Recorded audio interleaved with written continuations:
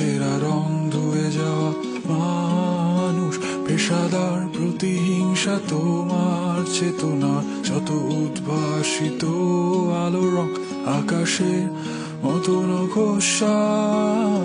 নীল নীলে ডুবে থাকা তোমার প্রিয় কোনো মুখ, তার চোখের কাছাকাছি এসে